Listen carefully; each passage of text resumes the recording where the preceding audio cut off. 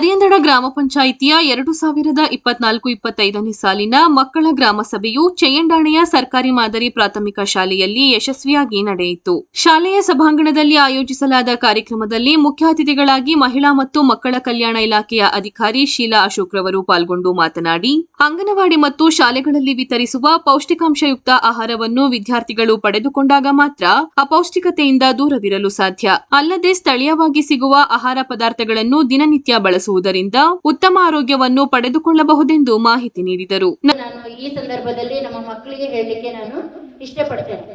ಈಗ ಪೌಷ್ಟಿಕಾಂಶ ಅಂತಂದ್ರೆ ಪ್ರತಿಯೊಬ್ಬರಿಗೂ ಆಹಾರವನ್ನ ಸೇವಿಸಲಿಕ್ಕೆ ಗೊತ್ತಿದೆ.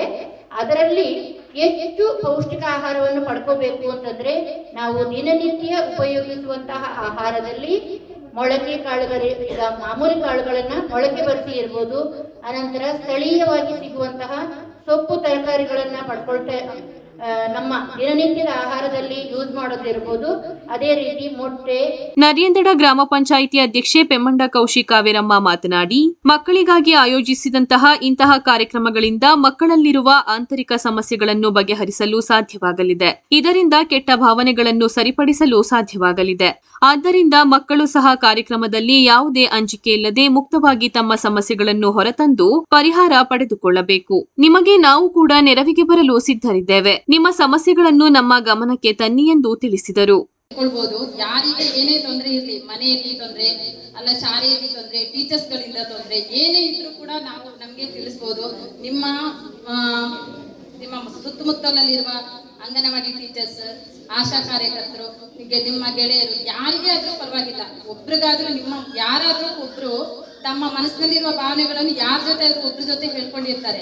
ಅವರು ಏನ್ ಮಾಡ್ಬೇಕು ಅಂದ್ರೆ, ಈ ರೀತಿ ಸಮಸ್ಯೆ ಅವರಲ್ಲಿ ಯಾವ್ಯಾವ ದೊಡ್ಡ ಸಮಸ್ಯೆಯೋ ಚಿಕ್ಕ ಸಮಸ್ಯೆಯೋ ಅದನ್ನು ಅವರು ಇಂಥವ್ರು ಹೇಳಿದ್ರು ಅಂತ ನಾವು ಹೇಳ್ಕೊಳ್ಳೋದಕ್ಕಿಂತ ಮುಂಚೆ ಅದನ್ನು ಬಗೆಹರಿಸಬೇಕು. ಅಂತವ್ರು ಒಬ್ರು ಬಂದು ನನ್ನ ಜೊತೆ. ಮಕ್ಕಳ ಘಟಕದ ಮೇಲ್ವಿಚಾರಕಿಯಾದ ಸ್ವಾತಿರವರು ಮಾತನಾಡಿ, ಗ್ರಾಮ ಪಂಚಾಯಿತಿ ವ್ಯಾಪ್ತಿಗಳಿಗೆ ಒಳಪಡುವ ಎಲ್ಲ ಮಕ್ಕಳ ಸಮಸ್ಯೆಗಳನ್ನು ಪರಿಹರಿಸಲು ಎಲ್ಲ ಗ್ರಾಮ ಪಂಚಾಯಿತಿ ಮಟ್ಟದಲ್ಲಿ ಮಕ್ಕಳ ಗ್ರಾಮ ಸಭೆಯನ್ನು ಆಯೋಜಿಸಲಾಗಿದೆ. ಮಕ್ಕಳ ಹಕ್ಕುಗಳಲ್ಲಿ 4 ವಿಭಾಗಗಳಿವೆ. ಬದುಕು ಹಕ್ಕು, ರಕ್ಷಣೆ ಹಕ್ಕು, ವಿಕಾಸ ಹೊಂದುವ ಹಕ್ಕು, ಭಾಗವಹಿಸುವ ಹಕ್ಕುಗಳು. ತಾಯಿಯ ಹೊಟ್ಟೆಯಿಂದ ಹಿಡಿದು ಹುಟ್ಟಿದ ನಂತರ ಶಾಲೆಗೆ ಬಂದು ಸೇರುವ ಮೂಲಕ ಹಾಗೂ 18 ವರ್ಷಗಳವರೆಗೆ ನಿಮಗೆ ಈ ಹಕ್ಕುಗಳನ್ನು ಉಪಯೋಗಿಸಬಹುದು ಎಂದರಲ್ಲದೆ, ಮಕ್ಕಳು ಕನಿಷ್ಠ 14 ವರ್ಷದವರೆಗೆ ಶಾಲೆಗೆ ಬರಬೇಕೆಂದು ಮಾಹಿತಿ ನೀಡಿದರು.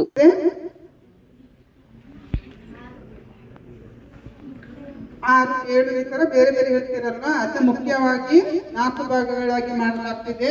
1 ಬದುಕುವ ಹಕ್ಕು, 2 ರಕ್ಷಣೆಯ ಹಕ್ಕು, 3 ವಿಕಾಸ ಹೊಂದುವ ಹಕ್ಕು ಹಾಗೂ 4ನೇದು ಭಾಗವಹಿಸುವ ಹಕ್ಕು ಅಂತ ಹೇಳ್ಕೊಂಡು.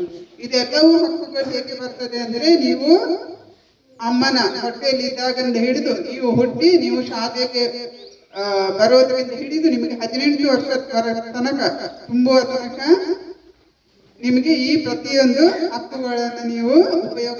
ಮಕ್ಕಳ ಗ್ರಾಮಸಭೆಯ ಅಧ್ಯಕ್ಷತೆ ವಹಿಸಿ ನರಿಯಂದಡ ಕೇಂದ್ರ ಪ್ರೌಢಶಾಲೆಯ ವಿದ್ಯಾರ್ಥಿ ಆರ್ಷಿತಾ ಮಾತನಾಡಿ, ಇಲಾಖೆಯ ಅಧಿಕಾರಿಗಳು ಉತ್ತಮ ಸಲಹೆ ಸೂಚನೆ ನೀಡಿದ್ದಾರೆ. ಅದನ್ನು ಪಾಲಿಸುವುದು ನಮ್ಮೆಲ್ಲರ ಕರ್ತವ್ಯ. ವಿದ್ಯಾರ್ಥಿಗಳಿಗೆ ಏನೇ ಸಮಸ್ಯೆಗಳಾದರೂ ಯಾವುದೇ ಅಂಜಿಕೆ ಇಲ್ಲದೆ ಇಲಾಖೆಯ ಗಮನಕ್ಕೆ ತಂದರೆ ಪರಿಹಾರ ದೊರೆಯುವ ವಿಶ್ವಾಸ ಇದೆ ಎಂದರು. ಈ ಬಗ್ಗೆ ಎಲ್ಲ ಮಾಹಿತಿ ನೀಡಿದ್ದಾರೆ. ಅದನ್ನು ನಾವು ಪಾಲಿಸೋದು ನಮ್ಮ ಕರ್ತವ್ಯ ಆಗಿದೆ.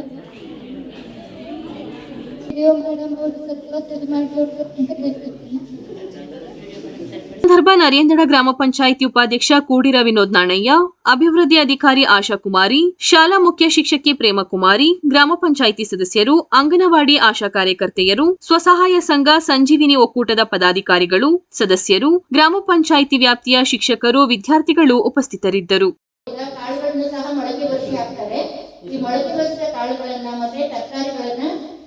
ಸರಿಯಾದ ಪ್ರಮಾಣದಲ್ಲಿ ನೀವು ಅದನ್ನ ಸರಿಯಾದ ಕ್ರಮದಲ್ಲಿ ಅಂದ್ರೆ ಸರಿಯಾಗಿ ನೀವು ಪಾಠವನ್ನ ಆಲಿಸ್ಕೋಬೇಕು ಅಂತಂದ್ರೆ ನಿಮಗೆ ಪೌಷ್ಟಿಕ ಆಹಾರ ಬೇಕು. ಯಾಕೆಂತಂದ್ರೆ ಹೊಟ್ಟೆ